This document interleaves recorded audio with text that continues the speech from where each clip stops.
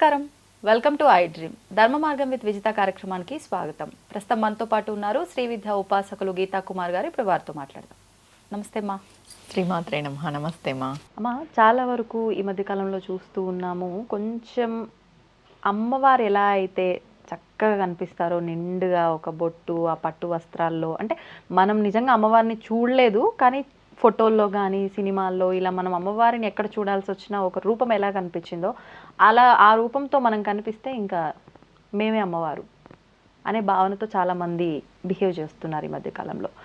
ఇప్పుడు అమ్మవారి నవరాత్రుల టైము అలా వచ్చినా కూడా అమ్మవారి గెటప్ వేసుకొని ఆ రోజున అంటే మేము ఏ రూపంలో ఉన్నామో ఆ రూపంలో ఉన్న అమ్మవారిని నేనే అన్నట్లుగా భావించటం, నిజ జీవితంలో కూడా ఇలాగే నేను అమ్మవారిని అన్నట్లుగా భావించటం, అమ్మవారు నా పైకి వచ్చింది కాబట్టి ఇంకా నేనే అమ్మవారిని అనటం, ఇలా రకరకాలుగా ఏదైతే ఏంటి కానీ అమ్మవారిని నేను అనే భావనతో ఉండేవాళ్ళు చాలామందిని మనం చూస్తున్నాం.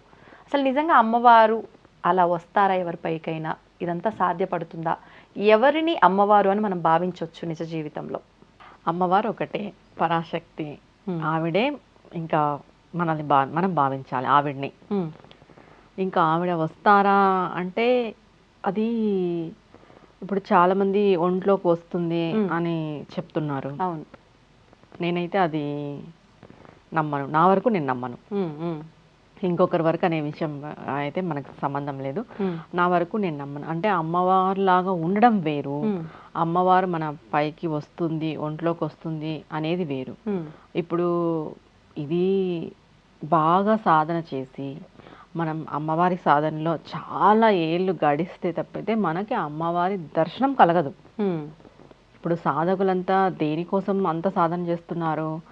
ఆవిడని చూడాలి, ఆవిడ్ని దర్శించాలనే చేస్తున్నారు. ఈ సాధన మధ్యలో ఏమైనా జరగచ్చు. సాధన ఏదో ఒక విధంగా ఆగిపోవచ్చు, మన ప్రాణమే పోవచ్చు, ఆలోపు మనకి గడియ వచ్చేసి ఉండొచ్చు, మన ఆయుష్ తీరిపోయి ఉండొచ్చు, లేదా ఏదో ఆటంకాల వల్ల ఫ్యామిలీ డిస్టర్బెన్సెస్ వల్ల మనం సాధన ఆపేయచ్చు. ఇలాంటివన్నీ జరుగుతాయి. మనం సాధనలో చాలా ముందుకి అంటే మనం చచ్చే వరకు సాధన చేస్తే ఏదో ఒక రోజు అమ్మవారు నిదర్శనం మనకు కనిపిస్తుంది, దర్శనం ఇస్తుంది. అమ్మవారు అయితే అమ్మవారు ఇవ్వదు అని నేను చెప్పాను. ఖచ్చితంగా అమ్మవారు దర్శనం ఇస్తుంది. అలా అని ఒంటిపైకి వస్తుంది, ఒళ్ళోకి వస్తుంది అనే విషయాన్ని అయితే నేను ఏకీభవించాను. ఒక వైబ్రేషన్ ఉంటుంది అమ్మవారిని కొలిచే వాళ్ళ దాంట్లో, ఒక వైబ్రేషన్ ఉంటుంది. ఒక వైబ్రేషన్ వచ్చి మనకి ఒళ్ళు ఊగుతుంది, దాన్ని ఒంట్లోకి రావడం అని అనుకుంటున్నారు తప్ప అది అక్కడ ఉన్న పాజిటివ్ వైబ్రేషన్ కావచ్చు. ఆ వైబ్రేషన్ వల్ల మనకు అనిపిస్తుంది తప్ప అమ్మవారైతే ఒంట్లోకి రావడం అనేది జరగదు. ఇది నా వరకు నేను చెప్పే సమాధానం అయితే ఇదే. ఎందుకు ఇది అంటే చాలా మంది ఆడవాళ్ళు మానసికంగా లోనైపోయి ఉంటారనమాట. ఇంట్లో ఎవరు పంచుకునేకి లేక, చెప్పుకోవడానికి లేక, ఇలా మానసికంగా లోనైపోయినప్పుడు వాళ్ళు ఏదైనా ఒక దేవస్థానానికి వెళ్ళినప్పుడు, ఏదైనా ఇలాంటి ప్లేసెస్కి వెళ్ళినప్పుడు అక్కడ ఎనర్జీ, పాజిటివ్ ఎనర్జీ హెవీ అయిపోయి ఒక వైబ్రేషన్ వచ్చేసి వాళ్ళు అలా బిహేవ్ చేయడం జరుగుతుంది అని మనం సైకలాజికల్గా, సైంటిఫిక్గా చెప్పబడుతుంది. ఇప్పుడు ఎగ్జాంపుల్ చెప్పాలంటే అపరిచితుడు మూవీ ఇట్లా అనగానే మారిపోతారు. మల్టీ పర్సనాలిటీ డిజార్డర్ అంటాం కదా, ఇది కూడా ఒక పార్ట్లో చూసుకుంటే ఆ టైపే వస్తుంది. కానీ మనం ఏం చేస్తున్నాం, అమ్మవారు వచ్చేసిందని. ఇప్పుడు చాలా మంది అమ్మవారు వస్తే చుట్టుపక్కల వాళ్ళకి చెప్తుంటారు, మీకు ఇలా జరుగుతుంది, అలా జరుగుతుంది అని. ఆల్రెడీ వాళ్ళకి తెలిసి ఉంటుంది, ఎందుకంటే చుట్టుపక్కల వాళ్ళు ఉంటారు, వాళ్ళ సమస్యలు వాళ్ళతో చెప్పుకొని ఉంటారు. అవునా కదా? లాజికే. కొత్తగా పోయి మనం ఒక్కటి బాగా గుర్తుపెట్టుకోండి, ఎవరికైనా ఉండే సమస్య ఫైనాన్షియల్ సమస్య, ఎవరికైనా ప్రతి ఒక్కరికి ఉండే సమస్య మానసిక ఆందోళన, మానసిక సమస్య, ఆరోగ్య సమస్యలు, ఇంట్లో అశాంతి, శాంతి లేకపోవడం సహజంగా ప్రతి ఒక్క కుటుంబంలో ఇవి ఉంటాయి. ప్రతి ఒక్క సంసారంలో ఇది ఉంటుంది. ప్రతి ఒక్క మానవుడు, వ్యక్తి, మనిషి జన్మ ఎత్తినవాడు ఇవి ఖచ్చితంగా ఫేస్ చేస్తాడు. వీటిని ఆసరా తీసుకొని మీకు ఈ సమస్య ఉంది, మీకు ఫైనాన్షియల్ సమస్య ఇలా ఉంది అంటే నువ్వేమనుకుంటావు? అవును నిజమే, ఆవిడ చెప్పింది నాకు ఫైనాన్షియల్. ఎందుకంటే ప్రతి ఒక్కరికి ఉంది ఈ కాలంలో. ఎవరికి ఏ సమస్య లేదు చెప్పు, దాన్ని బట్టి వాళ్ళు చెప్తున్నారు. అవునా కదా? ఇంకా ఆవిడకి ఒంట్లోకి వస్తే ఇంటి చుట్టుపక్కల వాళ్ళంతా వచ్చి కూర్చుంటారు, మాట్లాడతారు. ఆల్రెడీ వాళ్ళ గురించి ఆవిడకి తెలిసి ఉంటుంది.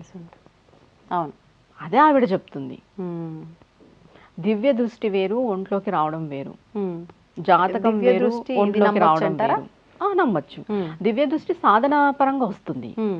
బాగా సాధన చేస్తే, నువ్వు కుండలి జాగృతి చేస్తే వస్తుంది. ఊరికే రాదు దివ్య దృష్టి అనేది. ఓకే. సిక్స్త్ సెన్స్ అనేది మనకి కళ రూపంలోనో ఏదైనా ఇండికేటర్ రావడమో, ఉమ్. మనకి ఏదైనా జరిగే ముందు ఇండికేషన్ వస్తుంది. అలాంటివన్నీ సాధన పరంగా వస్తాయి. ఓకే. ఒళ్ళోకి రావడం వేరు, జాతకం వేరు, ఒళ్ళోకి రావడం వేరు, దైవం వేరు, ఒళ్ళోకి రావడం వేరు. ఉమ్. మానవ శరీరం అమ్మా ఇది, దీనిపైకి అమ్మవారు వస్తుంది అనుకోవడం తప్పు అని నా భావన. మానవ శరీరం అంటే ఎన్నెన్నో పాపాలు చేస్తూ ఉంటాం, తెలిసి తెలియక అబద్ధాలు ఆడుతూ ఉంటాం, ఎన్నెన్నో కర్మలు చేస్తూ ఉంటాం.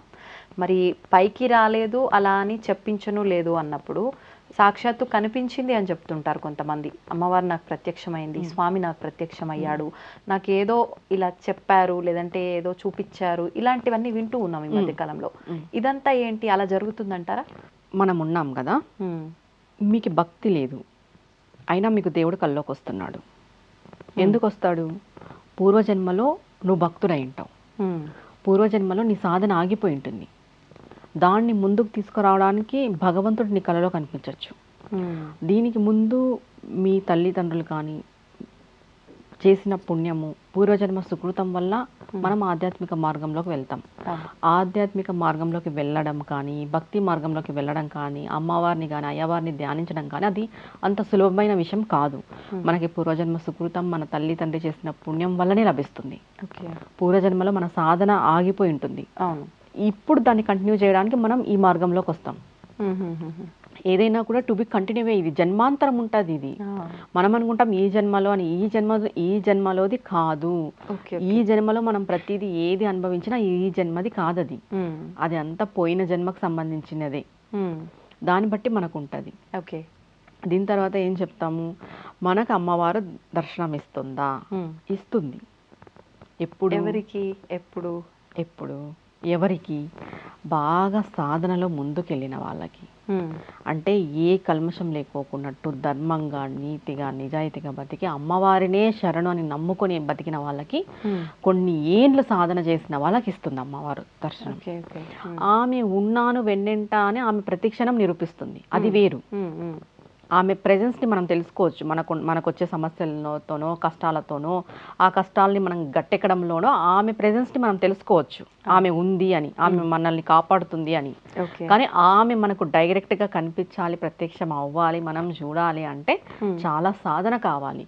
అది మనలాంటి ఇట్లా గృహస్థాశ్రమంలో ఉండి నిత్య పూజ చేసుకునే వాళ్ళకి వీళ్ళకి కనపడదు. దానికి చాలా మేలైన సాధన ఉండాలి, గురువు ఉండాలి. మనం అమ్మవారిని చేరుకోవడానికి అది భక్తి అంటే ప్యూరిటీ ఆఫ్ భక్తి అంటాం కదా మనము. దాంట్లో ఇంక ఎటువంటి ఇది ఉండకూడదు. అంత ఇదిగా నువ్వు కొన్ని ఏళ్ళు సాధన చేయాలి. ఏదో ఒకరోజు నేను మంచి మనసుతో ఉన్నానంటే కాదు, నిత్యము నువ్వు మంచి మనసుతో ఉండి నువ్వు సాధన చేస్తే అమ్మవారు ఖచ్చితంగా కనిపిస్తుంది. అంటే ఎలా దర్శనం ఇస్తుంది అమ్మవారు, ఎలా ప్రత్యక్షం అవుతుంది? కొంతమంది అంటే ఏ రూపంలో అయినా రావచ్చు, ప్రత్యక్షం అవ్వచ్చు. వచ్చింది అమ్మవారు స్వామి అని కూడా గుర్తించలేని స్థితిలో ఉంటామేమో, గుర్తిస్తామో లేదో ఇలా చెప్తూ ఉంటారు. అసలు ఎలా దర్శనం ఇస్తారు? ముందుగా గుర్తుపెట్టుకోవాల్సిన విషయం, మనకి అమ్మవారు కనిపించిందా లేదా ఏదైనా వేరే శక్తి కనిపించిందా అని ఎలా తెలుస్తుంది అంటే, అమ్మవారు కనిపిస్తే మనకి పాదాలు కనిపిస్తాయి ముందు. మనకి పాదాలు కాక ఏదో ఒక ఆకారం కనిపించింది, అది అమ్మవారు కాదు. ముందుగా మనకి పాదాలే దర్శనం ఇస్తుంది కూడా ఆమె. ఫస్ట్ సాధకుడికి కనిపించేది పాదాలే. ఓకే. ఇంకా ఏ రూపం కనిపించినా అమ్మవారు కాదు. అంటే ఈ కొన్ని రూపాలలో మనకి అమ్మవారు కలలో కనిపిస్తుంది, అది వేరు. నిజంగా కనిపించడం అనేది మనకి పాదాలే కనిపిస్తాయి. ధ్యానంలో కూడా పాదాలతోనే ఆమె దర్శనం ఇస్తుంది. ఫస్ట్ మనం చూడాలనుకున్న ధ్యానంలో మనం ఏ ఆకారంతో చూస్తే ఆ ఆకారంతో మనకి దర్శనం ఇస్తుంది, అది వేరు. నిజంగా మనం చూడాలనుకుంటే పాదాలే కనిపిస్తాయి. కళలో వచ్చేది నార్మల్ గా మనం చూసినవి అవి వస్తాయి, అది వేరు. కళలో కనిపించడం వేరు. ఇంకొక విషయం ఏం చెప్తారు అంటే, మనకి ఏదైనా పుణ్యక్షేత్రం కానీ ఏదైనా దేవత కానీ మనకు కళలోకి వచ్చింది అంటే, భగవంతుడు మనల్ని చూడాలి అనుకున్నప్పుడు మన కళలోకి వస్తాడు. మనల్ని చూడాలనుకుంటాడు అనుకున్నప్పుడు, మనం భగవంతుడిని చూడాలనుకుంటే ఆయన దగ్గరికి వెళ్ళాలి. ఆయన క్షేత్రానికో, ఆయన స్థలానికో, ఆయన దేవాలయానికో మనం వెళ్ళాలి. కానీ భగవంతుడే మనల్ని చూడాలనుకున్నప్పుడు మన కళలోకి వస్తాడు. బాగా చూడండి, ఏదైనా మనము ఒక దేవుడు కానీ, దేవత కానీ, దేవాలయం కానీ కళలోకి వచ్చి దాని తర్వాత మన లైఫ్ చూసుకుంటే కొంచెం చేంజ్ ఉంటుంది. అవును. ష్యూర్గా చేంజ్ ఉంటుంది మన జీవితంలో. ఏదో కొంచెం మార్పు జరిగి మనం ప్రశాంతంగా ఉండడము ఇలాంటివి జరుగుతాయి. అది భగవంతుడు మనల్ని చూడాలనుకున్నప్పుడు మన కళలోకి వస్తాడు. అంటే దీన్ని కొంచెం వేరే రకంగా మాట్లాడుకుంటే, ఆయన చూడండి ఎప్పుడు మనని కనిపెట్టుకుంటూనే ఉంటాడు అంటూ ఉంటాము, అంతా ఆయనే నడిపిస్తుంటాడు అంటూ ఉంటాము. ప్రత్యేకించి చూడడం ఏంటి అన్నప్పుడు ఏం చెప్తారు? ఆయన అందరినీ చూస్తుంటాడు, అది నార్మల్. అందరిలో నిన్ను మాత్రమే చూడడం అనేది నీ కళలోకి రావడం ప్రత్యేకం. అంతే కదా. ఓకే. ఆయన ఎప్పుడు అందరినీ చూస్తుంటాడు, కానీ నిన్ను గుర్తించి నీ కళలోకి రావడం అనేది నిన్ను గుర్తించినట్టే కదా అక్కడ. ఆయన మనల్ని గుర్తించినట్టు కళలోకి రావడం అనేది. ఓకే. ఇప్పుడు కొంతమంది ఎక్కువగా అంటే ప్రతిరోజు పూజలు చేస్తూ ఉంటారు, భగవంతుడి పైన ఎల్లవేళలా నమ్మకం విశ్వాసం ఉంటూ ఉంటుంది. కొంతమంది మాత్రం నాస్తికంగా ఉండి సడన్గా దైవ మార్గంలోకి వెళ్ళిపోతూ ఉంటారు. అట్లాంటి వాళ్ళకే తొందరగా రిజల్ట్ కూడా వస్తుంది, భగవంతుడి అనుగ్రహం ఉంటుందేమో అనిపిస్తూ ఉంటుంది. అంటే వీళ్ళు నాస్తికంగా ఉండి సడన్గా భగవంతుడి మీద నమ్మకం కలిగింది కాబట్టి వాళ్ళకి అలా ప్రత్యక్షం అవుతాడా, లేదు అనంటే ఇదంతా మనం మాట్లాడుకోవడం వరకు మాత్రమేనా, ఎలా తీసుకోవచ్చు అంటారు? ఇప్పుడు ఒక వ్యక్తి నాస్తికంగా ఉన్నాడు అంటే పూర్వజన్మ కర్మని. అదే నాస్తికమైన వ్యక్తి మరి మారినాడు అన్న అది పూర్వజన్మ పుణ్యమే. ఎన్ని రోజులు నాస్తికంగా ఉంటాడు, ఆయన కర్మ అంత చెడు కర్మ ఉన్నంతసేపు నాస్తికంగానే ఉంటాడు. ఏదో ఒక రోజు భగవంతుని తెలుసుకోవాలి. ఎప్పుడైతే ఆయన సాధన ఆగిపోయి ఉంటుంది కదా, ఆయన సాధన ఆగిపోయిన చోట మరి మొదలు పెట్టాలి కాబట్టి అప్పుడు ఆయనకు అవగతం అవుతుంది. అప్పుడు ఆయన తెలుసుకొని సాధన మొదలు పెడతాడు. ఎవ్వరు కూడా ఇప్పటికిప్పుడు భక్తులు మేము ఈ జన్మ భక్తులు అనుకోకూడదు. ఆల్రెడీ మనం పోయిన జన్మలో అయ్యే ఇప్పుడు ఇలా. ఇప్పుడు ఒక కుటుంబంగా కొన్ని విధానాలు ఆచరిస్తాం, పూజలు ఇవన్నీ. తర్వాత ఈ కుటుంబమే కలిసి ఉంటాము అనేది రూల్ ఏం లేదు. ఈ పూజలు ఈ విధానాలు ఇది కంటిన్యూషన్ అన్నప్పుడు ఇదంతా ఎలా ఉంటుంది? కుటుంబ వ్యవస్థకు సంబంధించిన విధానాలు అంటే ఈ జన్మలో నువ్వు సింగిల్గా చేసిన విధానము, వాళ్ళు సింగిల్గా చేసిన విధానము అన్నీ కలిపి ఉంటుందా, ఎలా ఉంటుంది ఇదంతా? ఈ జన్మకి నీకు ఈ కుటుంబము, ఈ భర్త, ఈ పిల్లలు ఈ జన్మ వరకే. నెక్స్ట్ జన్మకి నీకు ఇంకొక భర్త, అసలు నీకు పెళ్ళి అవుతుందో పెళ్లి కాదో తెలియదు, నీకు పిల్లలు పుడతారో లేదో తెలియదు, ఇంకొక పిల్లలు పుడతారు. ఇది ఈ జన్మాంతరం వరకే. కుటుంబ వ్యవస్థ అనేది ఇది భవబంధాలలో చిక్కుకుంటుంది ఈ జీవి, ఈ ఆత్మ. ఎప్పుడైతే మరణం అనేది సంభవిస్తుందో ఈ ఆత్మకి ఆ బంధాలకి సంబంధం లేదు. మనకి బంధాలు శారీరకమైన బంధాలే ఇవన్నీ, ఆత్మకి సంబంధించిన బంధాలు కాదు. ఎప్పుడైతే మరణం అనంతరం ఈ శరీరంలో నుండి ఆత్మ విముక్తి చెందుతుంది, ఆ ఆత్మకి ఏ బంధాలు ఉండవు. నెక్స్ట్ అది ఇంకొక జన్మ తీసుకుంటుంది, అప్పుడు అది అంతే, ఈ జన్మకి మాత్రమే. అందుకే ఏం చెప్తారు, ఆధ్యాత్మిక మార్గంలో ఎవరి దారి వాళ్ళదే, ఎవరి పుణ్యం ఎవరి పాపం వాళ్ళదే. అంతే, నువ్వు ఈ భవబంధాల్లో ఉన్నంతసేపు దీంట్లో ఉంటావు. దీని నుండి మనం మోక్షానికి వెళ్ళడానికే కదా భగవంతుని పాదాలు పట్టుకోవడం. ఎన్ని రోజులని ఇదే జన్మ ఎత్తుతూ తిరుగుతూ పోతూ పుడుతూ ఉంటాం చెప్పు. విముక్తి కలగాలి, ఆత్మకి ఖచ్చితంగా విముక్తిని ఇవ్వాలి. ఆ విముక్తి ఇవ్వడమే మోక్షం. ఆ మోక్షంలోకి పోవాలనేదే మన తపన. ఈ ఆధ్యాత్మిక మార్గం, భగవంతుని పాదాలను పట్టుకోవడము, ఇవన్నీ చెప్పుకోవడం, ఇవన్నీ తెలుసుకోవడం, ఈ పూజలు పునస్కారాలు అన్నీ మోక్షానికి చేరుకోవడమే. నిజంగా అంటే అలా చేరుకోవడానికి వెళ్ళే స్థితికి దగ్గరగా వచ్చినప్పుడు మాత్రమే ఇలాంటివన్నీ ఒకదాని తర్వాత ఒకటి మనకు తారసపడుతూ ఉంటాయేమో అనిపిస్తూ ఉంటుంది. అంటే చేరుకుంటున్నాము అనే భావనతో కాకపోయినా ఏదైనా అప్పటి వరకు అసలు ఇలాంటి ఆలోచన ఏమీ ఉండదు. ఒక్కసారి ఈ భగవంతుడి ఆలోచన వచ్చింది అని అంటే ఇంకా రిపీటెడ్ వరుసగా అన్ని ఇలాంటివే జరుగుతూ ఉంటాయేమో అనిపిస్తుంటుంది. ఒక్కసారి నువ్వు భగవంతుని పాదాలు పట్టుకున్న తర్వాత అదే మార్గంలోనే మన జీవితం వెళ్తుంది. వెళ్తూ వెళ్తూ వెళ్తూ వెళ్తూ ఏదో ఒక రోజు ఈ ఆత్మకి మోక్షం లభిస్తుంది. ఒక్కసారిగా అయితే ఏం లభించదు. ఎందుకంటే పూర్వజన్మ పాపము, ఈ జన్మలో చేసిన చెడ్డ పనులు, ఈ జన్మలో చేసిన పాపము. ఎందుకంటే మనం పుట్టుకతో ఏం భక్తి మార్గంలో ఏం ఉండము, మంచి చెడు మనకు తెలియనప్పుడు చాలా పాపాలు చేసింటాము. వాటిని మళ్ళీ ఇంకొక జన్మ ఎత్తి మళ్ళీ వీటిని అన్నిటిని అనుభవించాలి. మరి ఆ జన్మలో ఏ పాపం చెయ్యకపోతే అప్పుడు ఇప్పుడు ఏమీ ఆశించకుండా పూజ చేయాలి అంటారు. కోరికలు అవన్నీ పక్కన పెడితే మోక్షం పొందడము అనేది కూడా ఒక ఆశించడమే. అది కూడా ఒక కోరికే. అది కోరిక కాదు, అది ధర్మం అన్నమాట. ధర్మ అర్థ కామ మోక్షము శాస్త్రాల్లోనే చెప్పబడింది. మనం ధర్మంగా ఉండాలి, మన సంపాదన ధర్మంగా ఉండాలి, మన కామము మన భార్యతోని ముడిపడి ధర్మ మార్గంలో ఉండాలి. ఇవన్నీ నువ్వు ధర్మంగా చేస్తూ పోతే భగవంతుడు నీకు మోక్షాన్ని ఇస్తాడు. నువ్వు దానికోసం సపరేట్గా ఏమి చేయని అవసరం లేదు. నువ్వు బాగుండాలి, నువ్వు బాగా ధర్మంగా నీతిగా నిజాయితీగా ఉంటే ఆటోమేటిక్గా మోక్షం భగవంతుడు నీకు ప్రసాదిస్తాడు. దాన్ని అడగాల్సిన అవసరం లేదు. మనం ఉండే జీవన విధానంలో ఉంటుంది. ఇప్పుడు మనం నిత్యము ఆచరించే విధానాల్లో అయితే మనం ధర్మంగా ఉన్నామా అధర్మంగా ఉన్నామా అదంతా పక్కన పెడితే భగవంతుడి ఇప్పుడు మనం స్టార్టింగ్లోనే మాట్లాడుకున్నట్టు నా పైకి భగవంతుడు వచ్చాడు అని కొంతమంది దాన్ని డబ్బుగా అవకాశాన్ని చేసుకునేవారు చాలామంది ఉన్నారు. అంటే భగవంతుడి ముసుగులోనే ఒక రకమైన అధర్మాన్ని వాళ్ళు ముందుకు తీసుకెళ్తున్నారని చెప్పాలి వాళ్ళ వ్యక్తిగతంగా. అటువంటి వాళ్ళ పరిస్థితి ఏంటి? భగవంతుని ఏదో ఒక రోజు చూస్తాడు, వాళ్ళ పాపం ఖచ్చితంగా పండుతుంది. భగవంతుని అడ్డు పెట్టుకొని అమాయకుల్ని మోసం చేయకూడదు. ఏదైనా నీకు వచ్చిన విద్య ఏదైనా ఉంటే నాకు ఇది వచ్చు, ఇది తెలుసు, నేను ఇంతవరకే చేయగలను అనేది నువ్వు ఓపెన్గా చెప్పాలి, క్లారిటీగా ఉండాలి.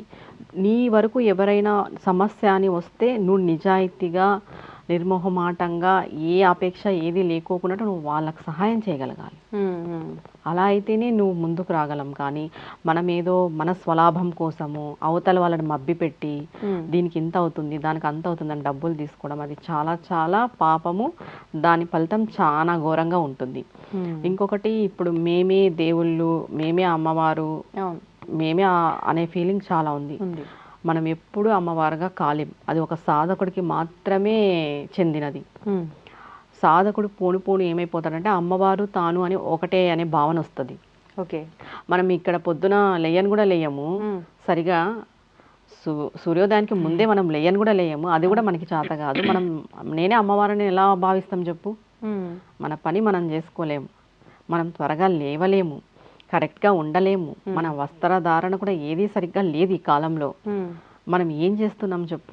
అంటే ఎందుకు భావించొద్దు అంటారు అమ్మవారిని నేనే, స్వామిని నేనే, లేకపోతే భగవంతుడు నేనే అని? అంటే భగవంతుడు అంతటా ఉన్నాడు, నీలో ఉన్నాడు, నాలో ఉన్నాడు, వస్తువులో ఉన్నాడు, చలనం ఉన్న దాంట్లో లేని దాంట్లో అన్నిట్లో ఉన్నాడు అన్నప్పుడు నేను ఎందుకు భావించొద్దు అట్లా? నాలో భగవంతుడు ఉన్నాడు, నేనే భగవంతుని అని అనే వాళ్ళకి ఏం చెప్తారు? నువ్వు కరెక్ట్గా ఆ వేలో ఉన్నావా నువ్వు భావించడానికి? నా వరకు నేను ఉన్నది కరెక్టే అనుకుంటున్నా. మన వరకు మనం కాదు, మనం భగవంతుడికి కరెక్ట్ అనిపించాలి, నువ్వు దేవుడికి కరెక్ట్ అనిపించాలి. నీ వరకు నువ్వు ఏ పని చేసినా నీకు కరెక్ట్గానే అనిపిస్తుంది. ఎందుకంటే నువ్వు ఒకటి ఇది ఏమవుతుందంటే నువ్వు ఆ పని చేస్తే నువ్వు సుఖపడుతున్నావు, నువ్వు సంతోషంగా ఉంటున్నావు అంటే అది నీ స్వార్థం అయిపోతుంది. నీ స్వార్థమే అది.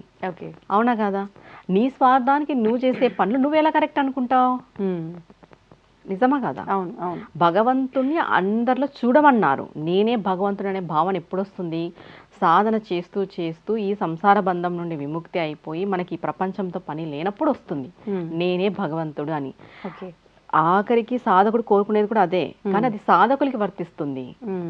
నువ్వు పొద్దున నువ్వు పొద్దున్నే లేయలేవు, అర్లీ మార్నింగే నువ్వు లేయలేవు, ఏది నువ్వు కరెక్ట్గా లేవు, నువ్వు ఎలా అమ్మవారు అయిపోతావు? అవునా కదా? ఇంకొక విషయానికి వస్తే నీకు డిసిప్లిన్ లేదు, నీకు మనుషులతో ఎలా మాట్లాడాలో తెలీదు, నీకు సరిగ్గా విచక్షణ లేదు, జ్ఞానం పైన అవగాహన లేదు, శాస్త్రాల పైన పట్టు లేదు, నువ్వెట్లా అమ్మవారు అయిపోతావు? అమ్మవారు ఏమేం చేసింది చెప్పు? అసురులతో యుద్ధం చేసింది, తన భర్తని తను పొందడానికి ఎన్నో యుగాలు తపస్సు చేసింది. ఇప్పుడు భర్త ఒక మాట అంటే నువ్వు భర్తతో వదిలేసిపోతున్నావు, ఇంట్లో వదిలిపెట్టిపోతున్నావు. అవునా కదా? పార్వతీదేవి తన భర్త కోసం కొన్ని యుగాలు తపస్సు చేసింది. మహాదేవుడే కావాలి నాకని. ఇప్పుడు భర్త ఒక మాట అంటేనే మనం ఇల్లు వదిలేసిపోతున్నాం. ఇంక మనం ఎక్కడ దేవుడు అవుతాం, మనం ఎక్కడ అమ్మవారు అవుతాము? అమ్మవారిలాగా ఉండాలి అని అంటే ఆమె వస్త్రధారణ, వేషధారణ నువ్వు అలవాటు చేసుకో. సరే నువ్వు అమ్మవారిలా, నేను అమ్మవారిని అన్నప్పుడు సరే పెద్ద బొట్టు పెట్టుకొని కాలేజీకి పో, కంపెనీకి పోవాలి కదా. నువ్వు అమ్మవారు అయినప్పుడు నువ్వు పోవాలి కదా, చేతి నిండుగా గాజులు వేసుకొని నువ్వు పో. దాంట్లో నీకు అమ్మవారు గుర్తు రాదు, దీనిలో ఎందుకు గుర్తు వస్తుంది? ఇప్పుడు నువ్వు అమ్మవారు అని భావన చేసినప్పుడు అంతా అలాగే ఉండాలి. పెద్ద బొట్టు పెట్టుకోవాలి, డైలీ చీర కట్టుకోవాలి, గాజులు వేసుకోవాలి చేతి నిండుగా. మళ్ళీ అవన్నీ చేయలేనప్పుడు నువ్వు ఎట్లా అమ్మవారు అవుతావు? నిజమా కాదా? నీకే నువ్వే చెప్పాలి ఇప్పుడు ఆన్సర్, ఎలా మనం ఫీల్ అవ్వాలి అని. అంటే అది మనం ఫీల్ అవుతున్నాం అంతేగాని అది వాస్తవం కాదు అన్న భ్రమ నుంచి బయటికి రావాలి. వాస్తవం కాదు. ఇప్పుడు నువ్వు అమ్మవారు అని నువ్వు ఫీల్ అయ్యేటప్పుడు అమ్మవారు ఏమేమి చేస్తుందో అన్నీ నువ్వు చేయగలగాలి. అంటే అనుకోవటం వల్ల ఆ భావన నాలో ఉండటం వల్ల నిజంగా నేను ఆ స్థితికి వెళ్తానేమో. భావన ఉండడం వల్ల ఎవరు వెళ్ళరుమా, ప్రయత్నం చేయాలి. ఓకే. భావనలు అందరూ చేస్తారు. నేను ఈడ కూర్చొని మొత్తం తిరిగేసి వస్తాను నా మనసుతో, అది నా భావన. నేను దగ్గరగా వెళ్ళి చూడాలి అని అంటే నేను వెళ్ళాలి కదా, అవునా కదా? అవును అవును. భావన చేయడం నేను తప్పనను, దాన్ని ఆచరణలో పెట్టాలి. ఓకే. ఇప్పుడు నేను అమ్మవారు ఇలా ఎంట్రికలు విరబోసుకుంటుంది, అమ్మవారు అలా కూర్చుంటుంది, అమ్మవారు అలా డాన్స్ చేస్తుంది అంటే నువ్వు కూడా అన్ని చేయి అమ్మవారు లాగా. మరి అమ్మవారు అసురులతో యుద్ధం చేసింది, అవును. నువ్వు ఒక మాట అంటే ఏడుస్తా కూర్చుంటావు. నిజమా కదా? నిజం. అవన్నీ వద్దు. నువ్వు అమ్మవారిని ఫీల్ అయ్యేటప్పుడు ఒకటే నీకు టాస్క్, నువ్వు పెద్ద బొట్టు పెట్టుకొని ఆఫీస్కి పో, నువ్వు చేతి నిండా గాజులు వేసుకొని ఆఫీస్కి పో, జుట్టు జడ వేసుకొని ఆఫీస్కి పో, విరబోసుకోకున్నట్టు. అంటే ఒక దీక్షలో ఉన్నప్పుడైతే ఎలా ఉంటావో అలా ఒక కట్టుకొని ఆఫీస్కి పో డైలీ. ఎన్ని రోజులు పోతావో చూద్దాం. నువ్వు లైఫ్ లాంగ్ అలా ఉండేలాగా ఉంటే నువ్వు అమ్మవారిలాగా భావించు. అమ్మవారిలాగా భావించాలంటే ఫస్ట్ మనం ఉండాలి అలా. అవును.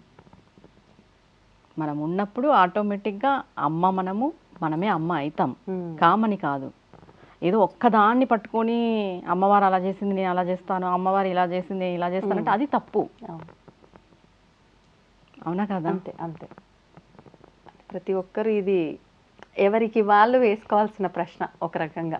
మనం హిందువులై ఉండి బొట్టు పెట్టుకునేక ఆలోచిస్తున్నాం ఇప్పుడు ఫ్యాషన్ పేరుతో. సిగ్గుపడతారు కూడా కొంతమంది, సిగ్గుపడుతున్నారు పిల్లలు, ఆడపిల్లలు కుంకుమ పెట్టుకునేకి బొట్టు పెట్టుకునేకి. నువ్వు ఆ బొట్టు పెట్టుకునేకే నువ్వు అంత సిగ్గుపడతావు అంటే నువ్వు ఎక్కడ అమ్మవారు అవుతావు ఇంకా? అవునా కదా? అవును. ఎక్కడుంది నీకు ఆ ఛాన్స్? నేను ప్రతి పిల్ల ఇప్పుడు నేను అమ్మవారు అలా చేసింది నేను అలా చేస్తాను, అమ్మవారు ఇలా ఉంది నేను ఇలా ఉంటానన్న ప్రతి ఒక్క ఆడపిల్ల పెద్ద బొట్టు పెట్టుకోండి, కుంకుమ, చేతి నిండా గాజులు వేసుకోండి, డైలీ పెళ్లిగాని అమ్మాయి అయితే లంగా పైట వేసుకోండి, పెళ్ళైన వాళ్ళైతే చీరలు కట్టుకొని ఆఫీసులకి వెళ్ళండి. అప్పుడు మీరు చెప్పండి అమ్మవారు అలా ఉంది మేము కూడా అలానే ఉన్నాము అని. అంతే. ఒక వస్త్రధారణ వేషధారణే సరిపోదు, క్వాలిటీస్ కూడా అలవర్చుకోవాలి. ఫస్ట్ ఇవి చేయాలి ఫస్ట్ ఇవే చేయమనండి. ఇవే చెయ్యరు ఎవరు. కరెక్ట్. ఒక బొట్టు పెట్టుకున్న అమ్మాయి కూడా అమ్మవారు అలా ఉంది నేను అలా అని చెప్తుంది ఇప్పుడు. అవును. అవునా కదా? ఫస్ట్ బొట్టు పెట్టుకో డైలీ, తర్వాత నువ్వు చెప్పు అవును నేను అమ్మవారు అని. అంటే అమ్మవారు ఇలా ఉంటుంది ఇలా ఉండాలి అని చెప్పి ఫోటోషూట్ల కోసం తయారవుతున్న పరిస్థితులే కనిపిస్తున్నాయి కానీ నిత్యము అలా ఉండాలంటే అది కాని పని. నిత్యం అలా ఉండాలి. అలా ఉన్నప్పుడే నువ్వు అమ్మ కాగలవు. అమ్మ నీలో ఉంటుంది నువ్వు నిత్యం అలా ఉంటే. నువ్వు ఫోటోషూట్ కోసమో ఏదో జస్ట్ ఫెస్టివల్ కోసమో దానికోసం రెడీ అయ్యి నేను అమ్మవారిని అని చెప్పడం అది మూర్ఖత్వం అంటారు. ఫ్యాషన్, మూర్ఖత్వం, అంతే. అంతే. అంటే మారుతున్న సమాజానికి అనుగుణంగా మారాలి, అక్కడే ఆగిపోకూడదు అని కూడా అంటూ ఉంటారు కదా. మారుతున్న సమాజం బొట్టు పెట్టుకోవద్దని చెప్పిందా? పెట్టుకోవచ్చు, కానీ ఇప్పుడు ఉన్న పరిస్థితుల్లో అంత పెద్ద బొట్లు పెట్టుకుంటే ఒకటి నేను ఏం చెప్తాను, మనమే ఇన్సెక్యూరిటీగా ఫీల్ అవుతున్నాం ఇక్కడ.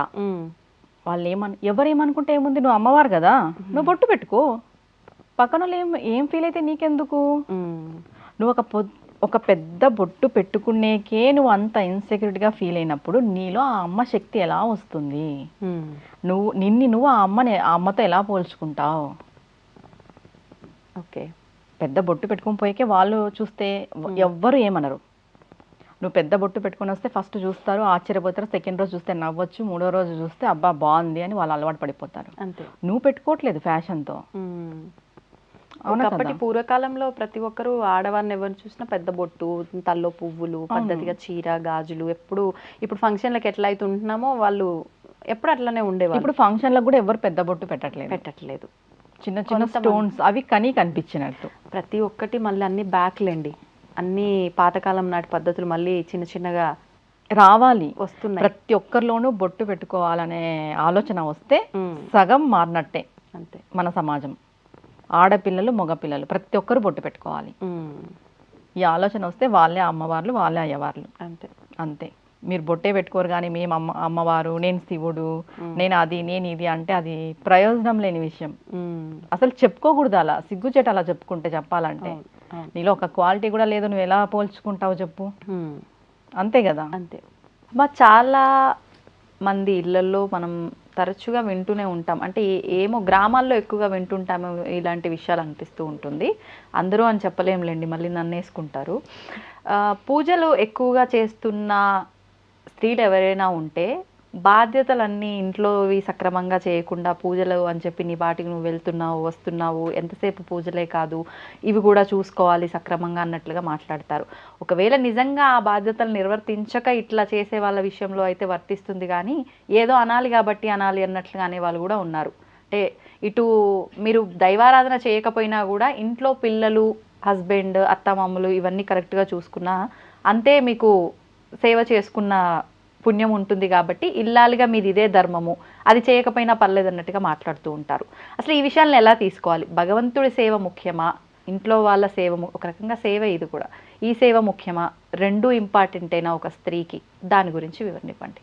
ముందుగా చెప్పాలి అంటే ఊరికే అనేవాళ్ళు చాలా మంది ఉన్నారు. మీరు అడిగిన క్వశ్చన్లో పూజలు చేసుకుంటున్నారు అంటే ఓ నువ్వు ఊరికే పూజలు చేసుకుంటున్నావు, ఏం పని లేదు పాట లేదు, ఇదే చేస్తావా, ఇలా అనేవాళ్ళే ఎక్కువ. అవును. రెండు ఇంపార్టెంటా ఒకటే ఇంపార్టెంట్ అంటే రెండు ఇంపార్టెంట్ దీంట్లో. అది ఎలా?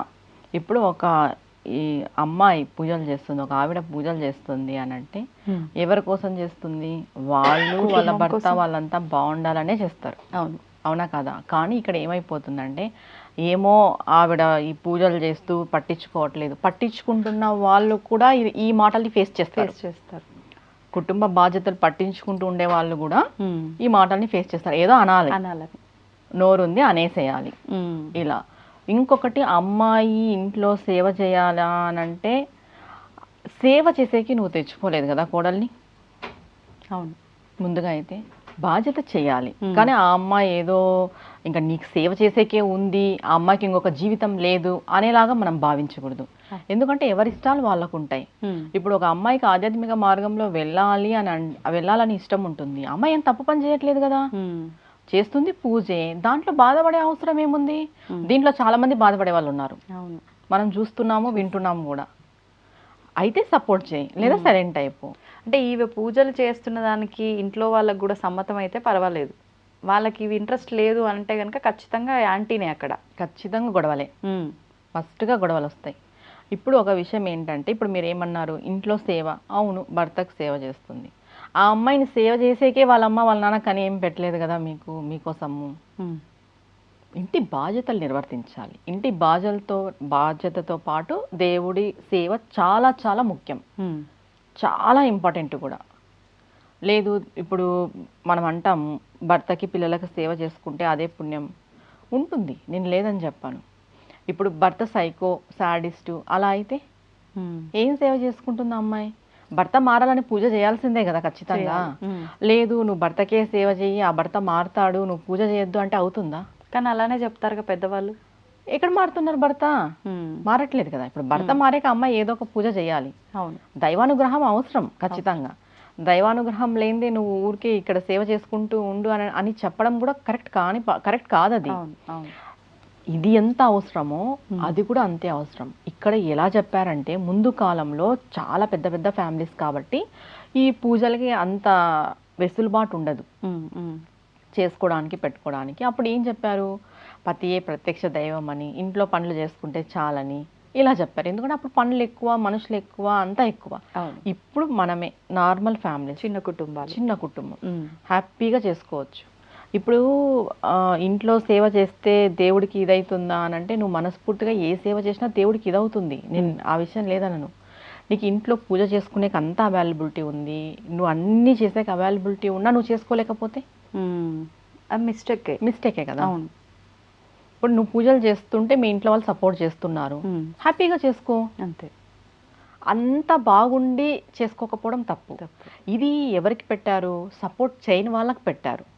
ఇప్పుడు ఇంట్లో నీకు అత్త మామ మొగుడు సహకరించరు నువ్వు పూజలు చేసుకోవడానికి, వాళ్ళకి చేసిందే నీకు సేవ అంటే అప్పుడు చేయొద్దా? సహకరించకపోతే ఇంకేం చేస్తుంది? అప్పుడు వాళ్ళకి చేసిందే సేవ కింద వస్తుంది, సాయుధ్యం అంటారు దాన్ని. ఇంకా ఆప్షనే లేదు నాకు పూజ చేసుకోవడానికి అన్నప్పుడు మాత్రమే ఇది వాళ్ళ సేవనే ఆరాధనగా భావించుకోవచ్చు. అంతే. ఏ సేవ అంటే వాళ్ళదనే కాదు, నువ్వు బయట ఎవరికి పెద్దవాళ్ళకి సేవ చేసినా దానం చేసినా ప్రతిదీ ఆ ఆరాధన కిందనే వస్తుంది. ఓకే. ఇంట్లో వాళ్ళదనే కాదు, నీకు అస్సలు పూజ చేసుకునే ఆప్షన్ లేకపోతే, నీకు పూజ చేసుకునే ఆప్షన్ ఉండి నువ్వు చేయలేకపోవడం తప్పు. ఓకే.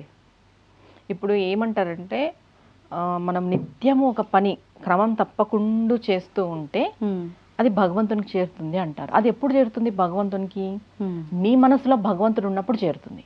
ఇప్పుడు మీ ఆయనకే నువ్వు చేస్తున్నావు, మీ ఆయనలో నువ్వు భగవంతుని చూస్తేనే అది చేరుతుంది. నువ్వు మీ ఆయనకి నిత్యము సేవ చేస్తున్నావు, మీ అత్తమ్మకి నిత్యము సేవ, నువ్వు తిట్టుకుంటా చేస్తే ఏం ప్రయోజనం వచ్చే ఆ సేవ? అవును, తిట్టుకుంటా చేయకూడదు కదా. నువ్వు మనసులో భగవంతుని పెట్టుకొని చూసే ప్రతి మనిషిలోని భగవంతుని చూస్తే ఆ సేవ భగవంతునికి పోతుంది. అంత మనకుందా? అంత సాధనా పరులా మనము? కాదు కదా. అందుకే సపరేట్గా పూజలు కూడా చేయాలి అన్నారు. అంత మన మనసు నిలబడలేదు. అవును, ఒక మనిషిలో భగవంతుని చూసే అంత మనస్సు ఎందుకంటే ఏ అత్తో ఏ మామో ఏమో కూడా నేను ఏదో ఒకటి అని ఉంటాడు ఖచ్చితంగా. అది నీకు వస్తుంది చూసేటప్పుడు. చాలా చోట్ల చూస్తుంటాం, ఎంత రాచి రాంపాలు పెట్టింది మాత్రం ఈరోజు నేనే చూస్తున్నాను, ఆ నేనే చూస్తున్నానని అహం కూడా ఉండకూడదు, నేనే సేవ చేస్తున్నానని అహం కూడా ఉండకూడదు. ఆ స్థాయికి మనం లేము. మనం లేము కాబట్టి ఖచ్చితంగా పూజలు అనేటివి ప్రతి ఇల్లాలు ప్రతి స్త్రీ చేసుకోవాలి. ఆ స్త్రీకి పూజలు అవసరం లేదు, భర్తకు ఒకటే సేవ చేస్తే చాలు. సరే, ఈ జన్మలో ఈ భర్త నీకు రాస్తున్నాడు, నువ్వు కొంచెం పుణ్యము పురుషార్థం సంపాదించుకోవాలి కదా నెక్స్ట్ జన్మకి. అవునా కదా. కొంచెం ఆధ్యాత్మిక జ్ఞానం సంపాదించుకోవాలి. ఆధ్యాత్మిక జ్ఞానం సంపాదించుకోవాలన్నా నువ్వు ఏదో ఒక ఆధ్యాత్మిక మార్గంలోకి వస్తేనే చేయగలవు. కానీ మీరు అన్నట్టుగా ఇందాక అంటే భగవంతుడి రూపాన్ని ఇక్కడ చూసుకోమన్నారు కదా, ఒక రకంగా ఈ సేవ మనం చేస్తున్నది ఫిజికల్గా ఒక అంటే మనలాగా ఉన్న సామాన్యుడికి అయినా మనం భావించేది భగవంతుడిలా కదా, అది ఆ పుణ్యం మన కోసం అవ్వదా? అవుతుంది, నువ్వు చూడాలి కదా. అట్లా ఏ మొగుడు నేను ఏదో ఒక రోజు తిట్టింటాడు, నీ హస్బెండ్ నిన్ను తిట్టింటాడు, నిన్ను కొట్టింటాడు, నువ్వు మరుసటి రోజు భగవంతుడి లాగా చేస్తావా? ఏదో చేయాలని చేస్తావా? అంతే, తప్పదు కాబట్టి చేస్తావు. ఏమి అన్నా ఏం చేసినా నువ్వు భగవంతుడి లాగా అయితే నువ్వు చేయవు కదా. ఏదో ఎందుకు మనం మానవులమా, ఈర్ష, ద్వేషం, కోపం, స్వార్థం ఇవి సహజంగా ఉంటాయి. అవును. అలాంటప్పుడు నిత్యము నువ్వు చేసింది భగవంతుని సేవ కాదు, నువ్వు తాత్కాలికమైన సేవే చేస్తున్నావు. అవును. ఇప్పుడు అత్తమామలకి సేవ చేస్తుంటారు, తిడుతూ చేస్తుంటారు చాలా మంది, అది భగవంతునికి ఎలా చేస్తుంది? అవును, భారంగా చేస్తారు. అది భగవంతునికి ఎలా చేరుతుంది? నువ్వు తిడుతూ చేసే సేవ నీకు ఇంకా పాపాన్నే ఇస్తుంది, నువ్వు చేయకపోయినా పర్వాలేదు అది అలాంటిది. అవునా కదా. అవును. నువ్వు ఒక మనిషిని ఏమి అనుకోకున్నట్టు ఊరికే ఉన్నా ఇబ్బంది లేదు, నువ్వు అన్ని అనేసి చేసేది ఏం ప్రయోజనం వస్తుంది? అలా ఆ స్థాయికి మనం లేం కాబట్టి పూజలు కూడా అవసరం. మనసు పెట్టి భగవంతుని మాత్రమే మనం పూజిస్తాం. మనుషుల్లో ప్రతిరోజు భగవంతుని చూసేంత గుణానికి మనం ఎదగలేదు. ఒప్పుకుంటారా ఒప్పుకోరా? నిజం, వాస్తవమైన విషయం ఇది. ప్రతిరోజు నువ్వు తిరిగే వ్యక్తిలో ఏదో ఒక రోజు నీకు ఏదో ఒకటి నీకు తగులుతుంది, తెలుస్తాయి, లోపం అనేది కనిపిస్తుంది మనిషిలో. నువ్వు లోపాన్ని ఎత్తుకుతావు ఖచ్చితంగా. ఏ లోపము ఎత్తుక్కోకున్నట్టు నువ్వు జీవించు, అసలు అప్పుడు నువ్వు మనిషి జన్మనే ఎత్తావు. అవునా కాదా? అవునవును. అట్లా ఆ స్థాయికి మనం లేం కాబట్టి మనకి పూజలు, వ్రతాలు, నోములు ఖచ్చితంగా చేసుకోవాలనే పెట్టిండేది కూడా ఆడవాళ్ళకి. ఊరికే భర్త సేవ చేసుకొని అత్తమామ సేవ చేసుకుంటే ఏదో అయిపోతుంది, ఇవన్నీ అవసరం లేదని కాదు, అన్నీ అవసరమే. భగవంతుడు ఇది చేసుకోమని పెట్టాడు అని అంటే అది ఖచ్చితంగా మనం చేయాలి. అవునా కదా. అవును. ఇప్పుడు పుణ్యం పురుషార్థం అంటారు, మనం చేసే ప్రతి పనిని బట్టే పుణ్యం పురుషార్థం. పుణ్యము అని అంటే ఒక రకంగా మనం చేసే మంచిని బట్టి మన నెక్స్ట్ అనుభవించేది బాగుంటుంది అనేది ఒక క్లారిటీ. అది పురుషార్థము అంటే ఏంటి? పురుషార్థము అని అంటే మన కోరిన కోరిక నెరవేరడం. ఓకే. పుణ్యము పురుషార్థం రెండు రావాలి అంటే మనం ఆ రోజు సంకల్పంతో ఏ పూజ ఏ దీక్ష అయితే చేపడతామో దాన్ని మనం అనుభవించగలగాలి. ఇప్పుడు మనం మాట్లాడిన ఈ రెండు విధానాల్లో ఏ విధానం ఆచరించినా అంటే నిజంగా మనస్సు పెట్టి భక్తితో ఈ పుణ్యం పురుషార్థం రెండు దక్కుతాయా? మనం నిజంగా చెప్పాలంటే నువ్వు భగవంతుని సేవ మాధవ సేవ అంటాం కదా, మాధవ సేవ మానవ సేవ అంటాం. నువ్వు మానవుడికి సేవ చేయి, నిస్వార్థంగా చెయ్యి, ఏ కల్ముషం లేకున్నట్టు చెయ్యి, మంచి మనసు పెట్టుకొని చెయ్యి, ఏది రిటర్న్ ఆశించకుండా చెయ్యి. ఈ 4 లేకున్నట్లు చేయగలరా? ఈ 4 లేకున్నట్టు నువ్వు చేస్తున్నావంటే నీకు భగవంతుని సేవ అవసరం లేదు. ఓకే. నువ్వు ఉన్న చోటే పుణ్యక్షేత్రం, నువ్వు ఉన్నదే పుణ్యతీర్థం. కానీ ఈ 4 లేకున్నట్టు కలియుగంలో ఎవరు లేరు. ఒకటి మనం చేస్తున్నామంటే ఒకటి ఏదో ఒక ఎక్స్పెక్టేషన్ ఉంటుంది. ఖచ్చితంగా అవసరం, ఏదో కావాలి, ఏదో ఆశిస్తాం. అది లేదు అని చెప్పే వాళ్ళైతే ఇప్పట్లో లేరు. ఆల్మోస్ట్ 100కి 89% లేరు. ఓకే. అవునా కదా? అవును, అవును. ఏదో 10% ఉండొచ్చు, చెప్పలేం. అంత నిస్వార్థమైన సేవ మనం చెయ్యలేం కాబట్టే భగవంతుని సేవ చేసుకోమని చెప్పారు. ఓకే. ఓకే. అక్కడన్నా మనసు పెడతాము. కొన్ని సందర్భాల్లో బంధాల్లోనే చిక్కుకొని ఉండిపోకు, అవే అనుకొని అక్కడితోటే ఆగిపోకు, వాటిని దాటి వస్తేనే అనేది కూడా కొన్ని విషయాలు చెప్తూ ఉంటారు. భగవంతుని చేరుకుంటావు, మోక్షం పొందుతావు అని. మరి ఇప్పుడు వీళ్ళకి సేవ చేస్తున్నప్పుడు భగవంతుడిగా భావించి చేయటము ఇదంతా చేసినా ఒక రకంగా మన మనసుకు మనం అలా నచ్చజెప్పుకుంటాం, కానీ నిజంగా చేస్తుంది మానవులకే కదా, మనలాంటి ఒక పర్సన్కే. అంటే ఇప్పుడు మనతో వాళ్ళు ఒక రిలేషన్లో ఉండొచ్చు, అది ఎలా భగవంతుణ్ణి చేరుకునే అవకాశాన్ని ఇస్తుందంటారు? అంటే నువ్వు ఆయనలో భగవంతుడిని చూస్తున్నావు కదమ్మా, ఇంకా నువ్వు మానవుడు అనేది, మనిషి అనేది మర్చిపోవాలి. ఈయనలో నేను దేవుణ్ణి చూస్తున్నాను, ఆ గుణం నీలో రావాలి. ఆ గుణం నీలో రావాలంటే అతనిలో ఉన్న తప్పులు, లోపాలు అన్నీ నువ్వు యాక్సెప్ట్ చేయాలి. అలా యాక్సెప్ట్ చేయగలిగే వాళ్ళు ఎంతమంది ఉన్నారు చెప్పు. అసలు ఆయనలో నువ్వు 1% కాదు, 0% కూడా నువ్వు నెగిటివ్ చూడకూడదు, తప్పు చూడకూడదు, మిస్టేక్ చూడకూడదు. అంత ఓవరాల్గా ఫుల్ఫిల్గా నువ్వు ఆయన్ని స్వీకరించాలి భగవంతుడిలాగా. ఓకే. అలా నువ్వు చేయగలవా? అలా నువ్వు చేయనప్పుడు ఖచ్చితంగా మన శాస్త్రంలో చెప్పిన పూజలు, వ్రతాలు, నోములు కూడా చేసుకోవాల్సిందే. ఓకే. అది. ఓకే అమ్మా, చాలా చక్కటి వివరణ. నమస్తే అమ్మా. And for more videos, Please subscribe to iDream. Please subscribe to iDream. Please subscribe iDream. And please subscribe to iDream. For more videos, subscribe to iDream. please like, share and subscribe to the channel. Congratulations, iDream. Subscribe to iDream. Subscribe to iDream. So subscribe to iDream Media. iDream ki iDream team andarki huge congratulations. Please subscribe iDream Media. Please subscribe to iDream. Subscribe iDream. Please subscribe to iDream. iDream అంటే నా కళల channel subscribe చేసుకున్న నోరు తిరుగుతలేదు, మీరైతే గంట గుర్తు కొట్టండి. For more such videos, please subscribe to iDream. Subscribe to iDream. Please subscribe to iDream. Please subscribe iDream Media. Please do subscribe to iDream. Please subscribe to iDream Media. For best entertainment and information, please subscribe iDream. And don't forget to subscribe to iDream.